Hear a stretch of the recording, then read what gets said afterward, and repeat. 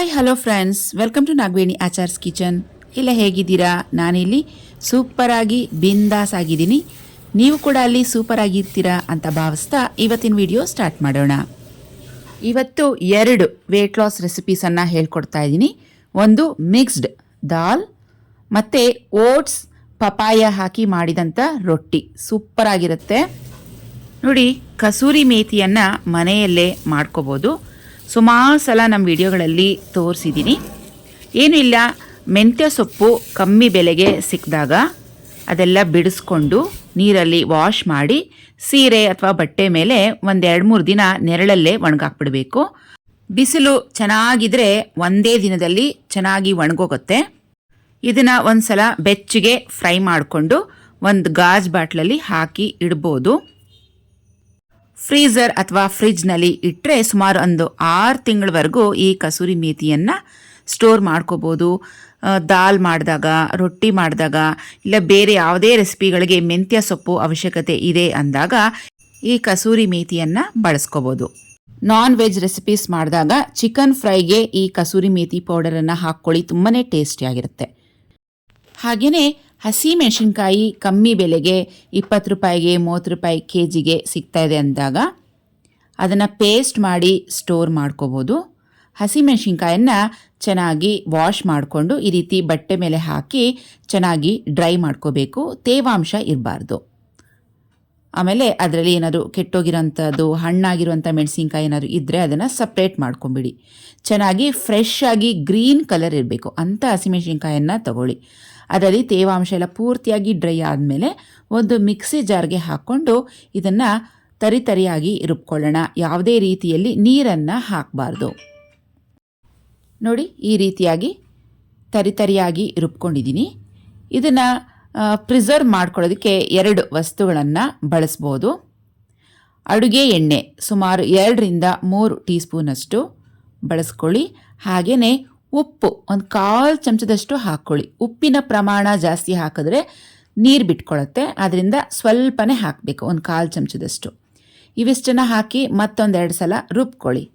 ಹಸಿಮೆಣಸಿನ್ಕಾಯಿ ಪೇಸ್ಟ್ ನೋಡಿ ರೆಡಿಯಾಗಿದೆ. ಸುಮಾರು ಇದು ಒಂದು 10-15 ದಿನದವರೆಗೂ ಫ್ರಿಜ್ನಲ್ಲಿ ಸ್ಟೋರ್ ಮಾಡ್ಬೋದು. ಕಲರು ಅಷ್ಟೇ ಹೀಗೇ ಇರುತ್ತೆ. ಈಗ ಇದನ್ನು ಒಂದು ಬಾಕ್ಸಲ್ಲಿ ಹಾಕಿ ಫ್ರಿಜ್ನಲ್ಲಿ ಸ್ಟೋರ್ ಮಾಡ್ಕೊತೀನಿ. ಇವತ್ತು ಸ್ವಲ್ಪ ಹೊರಗಡೆ ಕೆಲಸ ಇತ್ತು, ಹೊರಗಡೆ ಹೋಗ್ತಾ ಇದ್ದೆ. ಹಾಗಾಗಿ ಮೇಕಪ್ ಮಾಡ್ಕೊತಿದ್ದೆ. ಮೇಕಪ್ ಅಂದರೆ ಏನು ಜಾಸ್ತಿ ಹೆಚ್ಚಾಗಿ ಪಾರ್ಟಿಗೆಲ್ಲ ಬಳಸ್ತೀವಲ್ವ, ಆ ಥರ ವಸ್ತುಗಳನ್ನು ಏನು ನಾನು ಡೈಲಿ ಬಳಸೋದಿಲ್ಲ. ಸೊ ರೆಗ್ಯುಲರಾಗಿ ನಾರ್ಮಲಾಗಿ ಈ ರೀತಿಯಾಗಿ ಮೇಕಪ್ ಮಾಡ್ಕೋತೀನಿ. ಸೊ ಫಸ್ಟ್ಗೆ ನಾನು ಫೇರ್ ಎವರ್ ಕ್ರೀಮನ್ನು ಹಾಕ್ಕೊತಾ ಇದ್ದೀನಿ. ಫುಲ್ ಸ್ಕಿನ್ನೆಲ್ಲ ಟ್ಯಾಪ್ ಮಾಡ್ಕೊತಾ ಇದ್ದೀನಿ. ಈ ಫೇರ್ ಎವರ್ ಕ್ರೀಮ್ನಲ್ಲಿ ಮಾಯ್ಶ್ಚರೈಸರ್ ಇರುತ್ತೆ, ಹಾಗೆ ಸನ್ಸ್ಕ್ರೀನ್ ಕೂಡ ಇರುತ್ತೆ. ಆಲ್ ಇನ್ ಒನ್ ಕ್ರೀಮ್ ಅಂತ ಹೇಳ್ಬೋದು. ಸುಮಾರು ವರ್ಷಗಳಿಂದ ನಾನು ಇದೇ ಕ್ರೀಮನ್ನು ಬಳಸ್ತಾ ಇರೋದು. ನಾನು ಹೈಸ್ಕೂಲ್ನಲ್ಲಿ ಓದ್ತಿದ್ದಾಗ ಸ್ಟಾರ್ಟ್ ಮಾಡಿದ್ದು ಫೇರ್ ಎವರ್ ಕ್ರೀಮ್ ಹಾಕೋದಕ್ಕೆ. ಇವಾಗಲೂ ಕೂಡ ಅದೇ ಕ್ರೀಮನ್ನು ಕಂಟಿನ್ಯೂ ಮಾಡ್ತಾ ಇದ್ದೀನಿ. ಸೊ ಯಾವುದೇ ಥರದ ಸ್ಕಿನ್ ಪ್ರಾಬ್ಲಮ್ಸ್ ನನಗೆ ಬಂದಿಲ್ಲ. ಈಗ ಕಾಂಪ್ಯಾಕ್ಟ್ ಪೌಡರನ್ನು ಹಾಕ್ತಾ ಇದ್ದೀನಿ. ಈ ಕಾಂಪ್ಯಾಕ್ಟ್ ಪೌಡರಲ್ಲಿ 2 ಶೇಡ್ಸ್ ಇದೆ. ಒಂದು ಡೇ ಪೌಡರ್, ಒಂದು ನೈಟ್ಗೆ ಅಂತ. ಸೊ ಇವಾಗ ಡೇ ಆದ್ದರಿಂದ ಡೇ ಪೌಡರನ್ನು ಹಾಕ್ತಾ ಇದ್ದೀನಿ. ನಾನು ಬಳಸ್ತಿರೋಂಥದ್ದು ಮ್ಯಾಕ್ ಕಂಪ್ನಿದು 2-in-1 ಪೌಡರ್. ಸೊ ನಿಮ್ಗೆ ಯಾವ್ದು ಬೇಕೋ ಅದು ನೀವು ತೊಗೋಬೋದು. ಒಂದೊಂದು ಸಲ ಲ್ಯಾಕ್ಮಿದು ಹಾಕ್ತೀನಿ, ಅದು ಕೂಡ ಚೆನ್ನಾಗಿರುತ್ತೆ. ಪೌಡರನ್ನು ನೋಡಿ ಸ್ಕಿನ್ ಮೇಲೆ ಉಜ್ಜಬಾರ್ದು, ಜಸ್ಟ್ ಪ್ರೆಸ್ ಮಾಡ್ದಂಗೆ ಪ್ಯಾಟ್ ಥರ ಮಾಡ್ಕೊಬೇಕು. ಈಗ ಐಲೈನರನ್ನು ಅಪ್ಲೈ ಮಾಡ್ಕೊತಾ ಇದ್ದೀನಿ. ಡೇ ಆದ್ದರಿಂದ ತುಂಬ ತೆಳುಗೆ ಸಣ್ಣ ಲೈನನ್ನು ಡ್ರಾ ಮಾಡ್ಕೊತೀನಿ. ತುಂಬ ದಪ್ಪ ನನಗೇನು ಅಷ್ಟು ಇಷ್ಟ ಆಗೋದಿಲ್ಲ, ಹಾಗೆ ನನಗೆ ಕಣ್ಣು ಇರಿಟೇಷನ್ಸ್ ಆಗುತ್ತೆ. ಐಲೈನರಲ್ಲಿ ಪೆನ್ಸಿಲ್ ಕೂಡ ಸಿಗುತ್ತೆ, ಅದು ಬೆಸ್ಟ್ ಆಪ್ಷನ್ ಅಂತ ಹೇಳ್ಬೋದು ಬಿಗಿನರ್ಸ್ಗೆ. ಹಾಗೆ ಇದೊಂದು ಸ್ಯಾರಿ ಪಿನ್.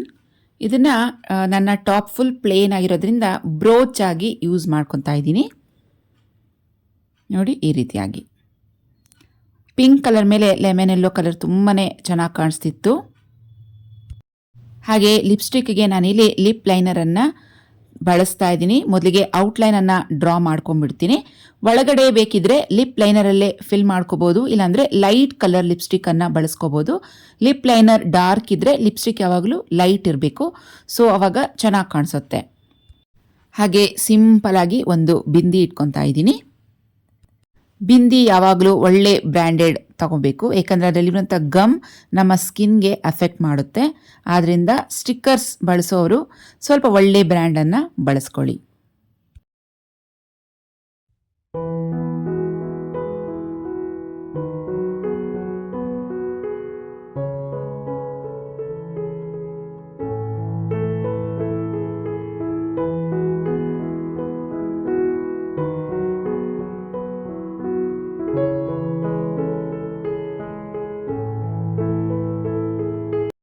ಕಾಜಲ್ ಪೆನ್ಸಿಲಿಂದ ಐಬ್ರೋಸ್ ಮಧ್ಯದಲ್ಲಿರುವಂಥ ಗ್ಯಾಪನ್ನು ತುಂಬ ಲೈಟಾಗಿ ಫಿಲ್ ಮಾಡ್ಕೊಂಡಿದ್ದೀನಿ.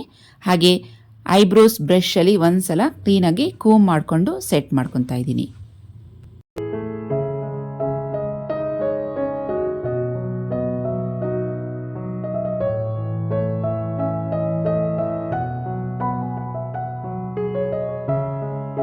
ಕೊನೆಯಲ್ಲಿ ಲಿಪ್ ಬಾಮನ್ನು ಅಪ್ಲೈ ಮಾಡಿದ್ದೀನಿ. ಸೊ ಫ್ರೆಂಡ್ಸ್, ನನ್ನ ಸಿಂಪಲ್ ಮೇಕಪ್ ಮುಗೀತು.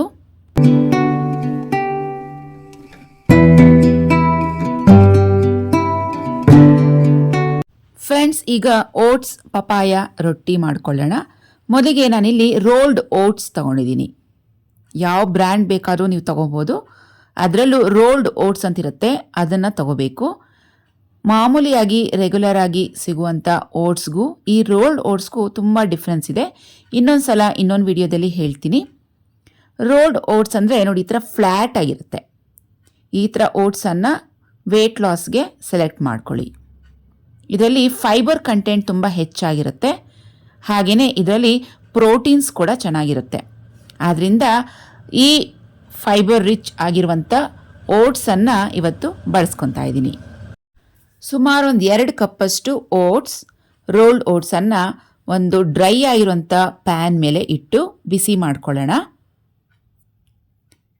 ಈ ರೀತಿ ಬಿಸಿ ಮಾಡಿ ಇದನ್ನು ಒಂದು ಮಿಕ್ಸಿ ಜಾರ್ಗೆ ಹಾಕಿ ಪೌಡರ್ ಮಾಡ್ಕೋಬೇಕಾಗುತ್ತೆ. ಕೈಗೆ ಟಚ್ ಮಾಡಿದ್ರೆ ಸ್ವಲ್ಪ ಬಿಸಿ ತಗಲಬೇಕು ಕೈಗೆ, ಅಲ್ಲಿವರೆಗೂ ಇದನ್ನು ಬಿಸಿ ಮಾಡ್ಕೊಳ್ಳೋಣ. ಆಮೇಲೆ ಇದನ್ನು ಮಿಕ್ಸಿಗೆ ಹಾಕಿ ತುಂಬ ನುಣ್ಣಕ್ಕೆ ಪೌಡರ್ ಮಾಡಿ ಇಟ್ಕೊಳ್ಳೋಣ.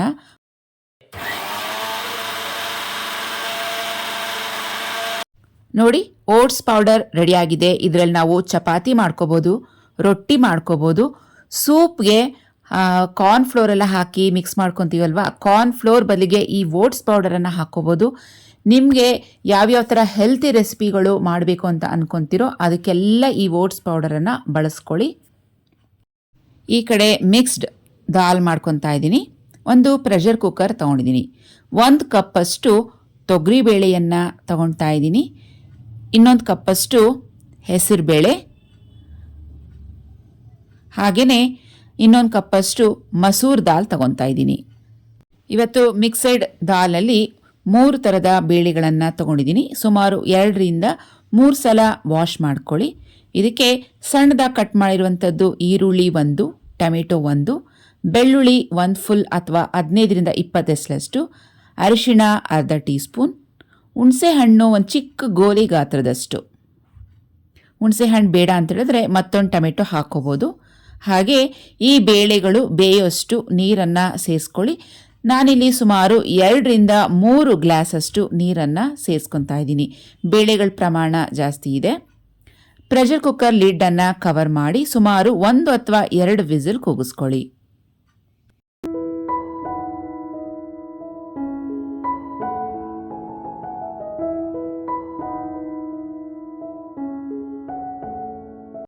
ಲಾಸ್ಟ್ ವೀಕ್ ನಮ್ಮ ಫಾರ್ಮ್ ಹೌಸ್ಗೆ ಹೋಗಿದ್ದೆ.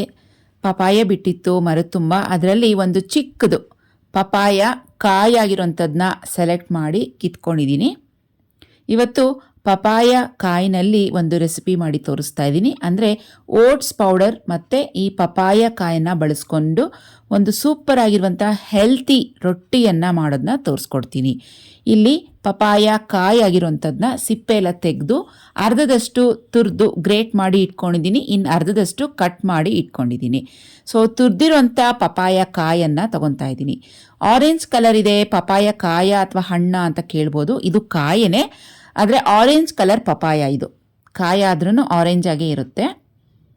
ಟೇಸ್ಟ್ ಮಾತ್ರ ಹಣ್ಣಾದ್ಮೇಲೆ ಸಖತ್ತಾಗಿರುತ್ತೆ. ಈ ಕಾಯಾಗಿರೋ ಇದ್ದಾಗಲೇ ತಿನ್ಬೋದು, ಅಷ್ಟೇ ಟೇಸ್ಟಿಯಾಗಿರುತ್ತೆ. ಸುಮಾರು 1 ಕಪ್ಪಷ್ಟು ರಾ ಪಪಾಯ ಗ್ರೇಟೆಡ್ ಇದನ್ನು ತೊಗೊತಾ ಇದ್ದೀನಿ. ಇದು ಮಿಕ್ಕಿರೋದನ್ನ ಹಾಗೆ ಕ್ಲೋಸ್ ಮಾಡಿ ಫ್ರಿಜ್ನಲ್ಲಿ ಇಟ್ಬಿಡ್ತೀನಿ. ಮತ್ತೆ ನಾಳೆ ಅಥವಾ ನಾಳಿದ್ದು ಇದನ್ನು ಬಳಸ್ಕೊತೀನಿ. ಈಗ 1 ಕಪ್ಪಷ್ಟು ಓಟ್ಸ್ ಪೌಡರನ್ನು ತೊಗೊತಾ ಇದ್ದೀನಿ. ನೀವು ಎಷ್ಟು ರೊಟ್ಟಿಗಳು ಮಾಡ್ಕೊತಾ ಇದ್ದೀರಾ ಅದ್ರ ಮೇಲೆ ಡಿಪೆಂಡ್ ಆಗುತ್ತೆ. ನಾನೊಂದು ಚಿಕ್ಕ ಕಪ್ಪಲ್ಲಿ 1 ಕಪ್ಪಷ್ಟು ತೊಗೊಂಡಿದ್ದೀನಿ. ಸುಮಾರು ಇದರಲ್ಲೇ 4ರಿಂದ 5 ರೊಟ್ಟಿಗಳಾಯಿತು. 2 ರೊಟ್ಟಿಗಳಷ್ಟಾದರೆ ಸಾಕು. ಮೊದಲಿಗೆ ಒಂದು ಮಿಕ್ಸಿಂಗ್ ಬೌಲ್ ತೊಗೊಂಡಿದ್ದೀನಿ. ಇದರಲ್ಲಿ ಗ್ರೇಟೆಡ್ ಪಪಾಯ, ಸಣ್ಣದಾಗಿ ಕಟ್ ಮಾಡಿರುವಂಥ ಈರುಳ್ಳಿ, 1 ಕಪ್ಪಷ್ಟು ಓಟ್ಸ್ ಪೌಡರ್, ರುಚಿಗೆ ತಕ್ಕಷ್ಟು ಉಪ್ಪು, ಅಜ್ವೈನ್ ಸ್ವಲ್ಪ ಕೈನಲ್ಲಿ ಕ್ರಷ್ ಮಾಡಿ ಈ ರೀತಿ ಹಾಕ್ಕೊಳ್ಳಿ, ಜೀರ್ಣಶಕ್ತಿಯನ್ನು ಹೆಚ್ಚು ಮಾಡುತ್ತೆ. ಹಾಗೆಯೇ ಹಸಿಮೆಣಸಿನ್ಕಾಯಿ ಪೇಸ್ಟ್ ಒಂದು ಅರ್ಧ ಟೀ ಸ್ಪೂನಷ್ಟು, ಹಾಗೆಯೇ 2 ಸ್ಪೂನಷ್ಟು ಫ್ರೆಶ್ ಮೊಸರನ್ನು ಹಾಕ್ತಾಯಿದ್ದೀನಿ. ಇದರಲ್ಲೇ ಇವಾಗ ಇದನ್ನೆಲ್ಲ ಮಿಕ್ಸ್ ಮಾಡ್ಕೊಳ್ಳೋಣ. ಈಗಲೇ ನೀರು ಹಾಕೋದಕ್ಕೆ ಹೋಗಬೇಡಿ, ಏಕೆಂದರೆ ಮೊಸರು ಪಪಾಯದಲ್ಲಿ ನೀರಿರುತ್ತೆ, ಈರುಳ್ಳಿಯಲ್ಲಿ ತೇವಾಂಶ ಇರುತ್ತೆ. ಇದಿಷ್ಟರಲ್ಲೇ ನಾವು ಚೆನ್ನಾಗಿ ಮಿಕ್ಸ್ ಮಾಡ್ಕೋಬೋದು. ಅವಶ್ಯಕತೆ ಇದೆ ಅಂದರೆ ಇನ್ನು ಸ್ವಲ್ಪ ನೀರನ್ನು ಹಾಕ್ಕೊಳ್ಳಿ, ಇಲ್ಲ ನೀರೇ ಬೇಕಾಗಿಲ್ಲ, ಹಾಗೆಯೇ ಕಲಿಸ್ಬೋದು. ನೋಡಿ 2 ಸ್ಪೂನಷ್ಟು ಮೊಸರು ಹಾಕಿ ಕಲಿಸಿದ್ದೆ, ಈ ಹದಕ್ಕೆ ಬಂದಿದೆ. ಇದು ರೊಟ್ಟಿ ತಟ್ಟೋ ಹದಕ್ಕೆ ಬರಬೇಕು. ತುಂಬ ತೆಳುವಾಗೂ ಇರಬಾರ್ದು, ತುಂಬ ಗಟ್ಟಿಯಾಗೂ ಇರಬಾರ್ದು. ಕೊನೆಯಲ್ಲಿ ಸ್ವಲ್ಪ ಫ್ರೆಶ್ ಕರಿಬೇವನ್ನು ಸಣ್ಣದಾಗಿ ಕಟ್ ಮಾಡಿ ಹಾಕ್ಕೊಳ್ಳಿ. ಕರಿಬೇವು ತುಂಬ ಒಳ್ಳೆಯದು, ಕೂದಲಿಗೆ ಒಳ್ಳೆಯದು, ಕಣ್ಣಿಗೆ, ಸ್ಕಿನ್ಗೆ ಎಲ್ಲದಕ್ಕೂ ಒಳ್ಳೆಯದಿದು. ಆದಷ್ಟು ಕರಿಬೇವನ್ನು ನಮ್ಮ ಡಯಟ್ನಲ್ಲಿ ಬಳಸ್ಕೊಳ್ಳಿ, ಪ್ರತಿದಿನ ಬಳಸ್ಕೊಳ್ಳಿ, ತುಂಬಾ ಒಳ್ಳೆಯದು. ಹಾಗೆಯೇ ಈ ರೊಟ್ಟಿಗೆ ಟೇಸ್ಟ್ ಕೊಡುವಂಥ ಒಂದು ಸ್ಪೆಷಲ್ ಇಂಗ್ರೀಡಿಯೆಂಟ್ ಅಂದರೆ ಬಿಳಿ ಎಳ್ಳು. 1 ಸ್ಪೂನಷ್ಟು ಹಾಕಿದ್ದೀನಿ. ಬಿಳಿ ಎಳ್ಳು ನಾನು ಪ್ರತಿದಿನ ಎಲ್ಲ ಆಹಾರ ಪದಾರ್ಥಗಳಿಗೆ ಬಳಸ್ಕೋತೀನಿ. ಸೊ ಬಿಳಿ ಎಳ್ಳು ಅಥವಾ ಕಪ್ಪು ಎಳ್ಳು ಯಾವುದು ಬೇಕಾದ್ರೂ ನೀವು ಬಳಸ್ಕೋಬೋದು. ಡಯಟ್ ಮಾಡೋರ್ಗಂತೂ ಇದು ತುಂಬಾ ಸಹಾಯಕ. ಹಾಗೆಯೇ ಎಳ್ಳು ಪ್ರತಿದಿನ ಸೇವಿಸೋದ್ರಿಂದ ನಮ್ಮ ಹಾರ್ಮೋನಲ್ ಇಂಬ್ಯಾಲೆನ್ಸ್ ಏನಿದೆ ಅದು ಕರೆಕ್ಟಾಗಿ ಬ್ಯಾಲೆನ್ಸಿಂಗ್ ಆಗುತ್ತೆ. ಹಾಗೆ ಪೀರಿಯಡ್ಸ್ ಪ್ರಾಬ್ಲಮ್ ಆ ಥರ ಇದ್ದರೆ ಹೆಣ್ಮಕ್ಳಿಗೆ ಅದು ಕೂಡ ಸರಿ ಹೋಗುತ್ತೆ. ಮಂತ್ಲಿ ಸೈಕಲ್ ಅಂತ ಹೇಳ್ತೀವಲ್ವಾ, ಅದು ಸರಿ ಹೋಗುತ್ತೆ ಪ್ರತಿದಿನ ಎಳ್ಳು ತಿನ್ನೋದ್ರಿಂದ. ಈ ಉಳಿದಿರುವಂಥ ಓಟ್ಸ್ ಪೌಡರನ್ನು ಒಂದು ಡ್ರೈ ಆಗಿರುವಂಥ ಗಾಜ್ ಬಾಟ್ಲಿಗೆ ಹಾಕಿಡ್ತೀನಿ, ಸ್ಟೋರ್ ಮಾಡಿ ಎತ್ತಿಟ್ಕೋಬೋದು.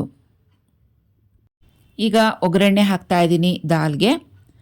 ಒಂದು ಫ್ರೈಯಿಂಗ್ ಪ್ಯಾನ್ ಇಟ್ಟಿದ್ದೀನಿ, 1 ಸ್ಪೂನಷ್ಟು ತುಪ್ಪ, ಸಾಸಿವೆ, ಜೀರಿಗೆ ಹಾಕಿ ಚಿಟ್ಕುಡಿಸಿದ್ದೀನಿ. ಹಾಗೆಯೇ ಒಣಮೆಣಸಿನ್ಕಾಯಿ 1, ಕಸೂರಿ ಮೇಥಿ ರೆಡಿ ಮಾಡಿ ಇಟ್ಕೊಂಡಿದ್ವಲ್ವಾ ಅದೊಂದು ಹಿಡಿಯಷ್ಟು ಹಾಕ್ಕೊಳ್ಳಿ, ಚೆನ್ನಾಗಿರುತ್ತೆ. ಫ್ರೆಶ್ ಮೆಂತ್ಯ ಸೊಪ್ಪು ಇಲ್ಲದೆ ಇದ್ದಾಗ ಈ ಥರ ಕಸೂರಿ ಮೇಥಿ ಒಣಗಿಸಿಟ್ಕೊಂಡಿದ್ವಲ್ವಾ ಇದನ್ನು ಹಾಕ್ಕೊಳ್ಳಿ. ಪಪ್ಪು ತುಂಬಾ ಚೆನ್ನಾಗಿರುತ್ತೆ. ಪ್ರತಿದಿನ ಮೆಂತ್ಯ ಸೊಪ್ಪು, ನುಗ್ಗೆ ಸೊಪ್ಪು ಮತ್ತು ಪಾಲಕ್ ಸೊಪ್ಪು ಈ ಸೊಪ್ಪುಗಳನ್ನು ಹೆಚ್ಚಾಗಿ ಬಳಸಬೇಕು. ಬೇಗನೆ ವೇಟ್ ಲಾಸ್ ಆಗ್ತೀವಿ. ಇದರಲ್ಲಿ ಫೈಬರ್ ಕಂಟೆಂಟ್ ತುಂಬಾ ಜಾಸ್ತಿ ಇರುತ್ತೆ. ಹಸಿಮೆಣಸಿನ್ಕಾಯಿ ಪೇಸ್ಟ್ 1 ಸ್ಪೂನ್ ಹಾಕಿದ್ಮೇಲೆ ಚಿಲ್ಲಿ ಪೌಡರ್, ಉಪ್ಪು, ಸ್ವಲ್ಪ ಅರಿಶಿನ ಇವಿಷ್ಟು ಹಾಕಿ ಸ್ವಲ್ಪ ಫ್ರೈ ಮಾಡಿ ಸ್ಟವನ್ನು ಆಫ್ ಮಾಡ್ಕೊಳ್ಳೋಣ. ಈ ಕಡೆ ಪ್ರೆಷರ್ ಕುಕ್ಕರ್ ಪ್ರೆಷರ್ ರಿಲೀಸ್ ಆಗಿದೆ. ಸ್ವಲ್ಪ ಸೌಟ್ ಅಥವಾ ಸ್ಪೂನಲ್ಲಿ ಈ ರೀತಿಯಾಗಿ ಮಸ್ಕೊಳ್ಳಿ. ಬೇಳೆ ತುಂಬ ನುಣ್ಣಕ್ಕೂ ಆಗಿರಬಾರ್ದು, ತುಂಬಾ ಕಾಣೋ ಆಗಿರಬಾರ್ದು, ಮೀಡಿಯಮ್ ಆಗಿ ಒಂದ್ಸಲ ಈ ಥರ ಮಿಕ್ಸ್ ಮಾಡಿಕೊಂಡ್ರೆ ಸರಿ ಬರುತ್ತೆ ಹದ. ಇವಾಗ ಇದರಲ್ಲಿ ಒಗ್ಗರಣೆ ರೆಡಿ ಮಾಡ್ಕೊಂಡಿದ್ವಲ್ವಾ ಇದನ್ನು ಸೇರಿಸ್ಕೊತೀನಿ.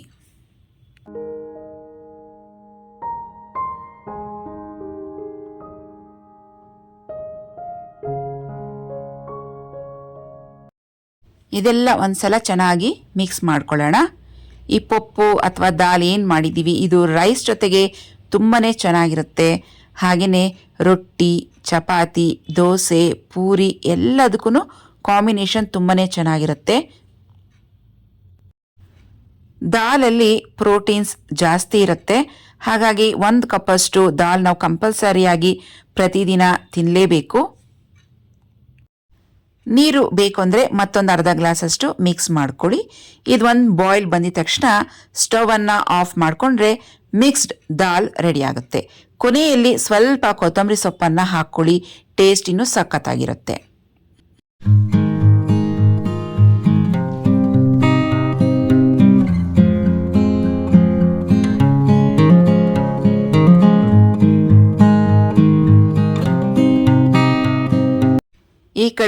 ಓಟ್ಸ್ ರೊಟ್ಟಿಗೆ ಮಿಶ್ರಣ ತಯಾರಿ ಮಾಡ್ಕೊಂಡಿದ್ವಲ್ವಾ, ಒಂದು ಪ್ಯಾನ್ ತಗೊಂಡಿದ್ದೀನಿ.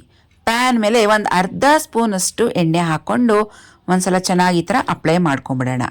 ಈಗ ಒಂದು ಚಿಕ್ಕ ಗಾತ್ರದಷ್ಟು ರೊಟ್ಟಿ ಹಿಟ್ಟು ಉಂಡೆ ಅಂತ ಹೇಳ್ತೀವಿ, ಇದು ಒಂದು ಉಂಡೆ ನೋಡಿ, ಚಿಕ್ಕದು ಅಲ್ಲ ತುಂಬ ದೊಡ್ಡದು ಅಲ್ಲ, ಮೀಡಿಯಮ್ ಸೈಜ್ಡ್ ಉಂಡೆ ಈ ಥರ ಇದ್ರ ಮೇಲೆ ಇಟ್ಕೊಂಡು ಕ್ಲೀನಾಗಿ ಅದನ್ನು ತಟ್ಕೊಳ್ತಾ ಬನ್ನಿ. ಇದು ಈಸಿಯಾಗಿ ಮಾಡುವಂಥ ಸ್ಟೈಲ್. ಇದು ಕವರ್ ಮೇಲೆ ತಟ್ಟಿ ಆಮೇಲೆ ಪ್ಯಾನ್ ಮೇಲೆ ಹಾಕೋ ಅಷ್ಟೊತ್ತಿಗೆ ಕಿತ್ತೋಗ್ಬೋದು, ಏಕೆಂದರೆ ಇದು ಓಟ್ಸಲ್ಲಿ ಮಾಡ್ತಿರೋದ್ರಿಂದ ಇದರಲ್ಲಿ ಗ್ಲುಟೆನ್ ಅಂಶ ಇರೋದಿಲ್ಲ. ಅಂದರೆ ಅಂಟು ಅಂತ ಏನು ಹೇಳ್ತೀವಿ, ಚಪಾತಿಯಲ್ಲಿ ಅಕ್ಕಿ ಹಿಟ್ಟಲ್ಲಿ ಎಲ್ಲ ಬರುತ್ತಲ್ವ ಅಂಟಿನಂಶ, ಆ ಥರ ಇದರಲ್ಲಿ ಇರೋದಿಲ್ಲ. ಆದ್ದರಿಂದ ತಟ್ಟೋಕ್ಕೆ ಸ್ವಲ್ಪ ಕಷ್ಟ ಆಗ್ಬೋದು. ಈ ಥರ ಪ್ಯಾನ್ ತಣ್ಣಕ್ಕಿದ್ದಾಗಲೇ ಫುಲ್ ಎಲ್ಲ ತಟ್ಕೊಂಬಿಡಿ. ಆಮೇಲೆ ಇದನ್ನು ಸ್ಟವ್ ಮೇಲೆ ಇಟ್ಕೊಳ್ಳಿ, ಅವಾಗ ಈಸಿಯಾಗಿ ನಮಗೆ ರೊಟ್ಟಿಗಳು ಮಾಡ್ಕೋಬೋದು. 2 ಪ್ಯಾನ್ ಇದ್ದರೆ ಇನ್ನೂ ಈಸಿಯಾಗಿ ಮಾಡ್ಕೋಬೋದು. ನೋಡಿ, ಒಂದು ಮೀಡಿಯಮ್ ಸೈಜ್ನಲ್ಲಿ ರೊಟ್ಟಿಯನ್ನು ತಟ್ಕೊಂಡಿದ್ದೀನಿ. ಈಗ ಇದನ್ನು ಸ್ಟವ್ ಮೇಲೆ ಶಿಫ್ಟ್ ಮಾಡ್ಕೋತೀನಿ.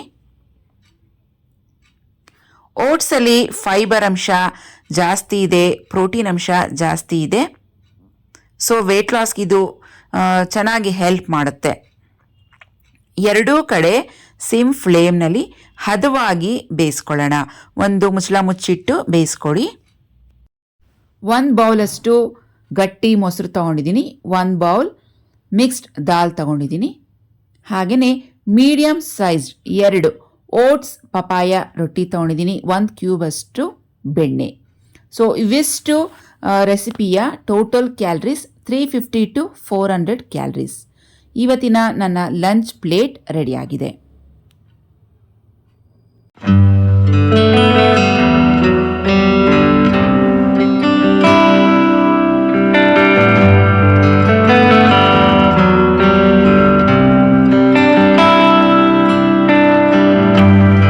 ರೊಟ್ಟಿ ಟೇಸ್ಟ್ ಮಾಡೋಣ. ರೊಟ್ಟಿ ಅಂತೂ ತುಂಬಾ ಸಾಫ್ಟಾಗಿ ಬಂದಿತ್ತು, ತುಂಬಾ ಚೆನ್ನಾಗಿ ಬಂದಿತ್ತು.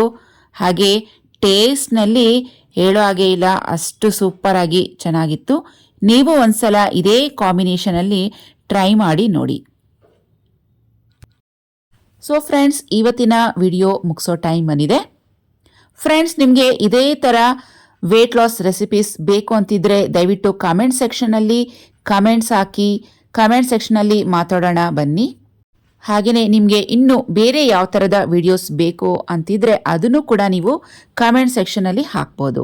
ಇವತ್ತು ನಾನು ಕೊಟ್ಟಿರುವಂಥ ಎಲ್ಲ ಟಿಪ್ಸ್ಗಳು ಇಷ್ಟ ಆಗಿದ್ರೆ ದಯವಿಟ್ಟು ನಮ್ಮ ವಿಡಿಯೋಗೆ ಒಂದು ಲೈಕ್ ಮಾಡಿ, ನಿಮ್ಮ ಫ್ರೆಂಡ್ಸ್ ಜೊತೆ, ಫ್ಯಾಮಿಲಿ ಮೆಂಬರ್ಸ್ ಜೊತೆ ನಮ್ಮ ವಿಡಿಯೋನ ಶೇರ್ ಮಾಡ್ಕೊಳ್ಳೋದನ್ನ ಮರಿಲೇಬೇಡಿ. ಮತ್ತೆ ಭೇಟಿಯಾಗೋಣ. ಅಲ್ಲಿವರೆಗೂ take care and bye bye friends.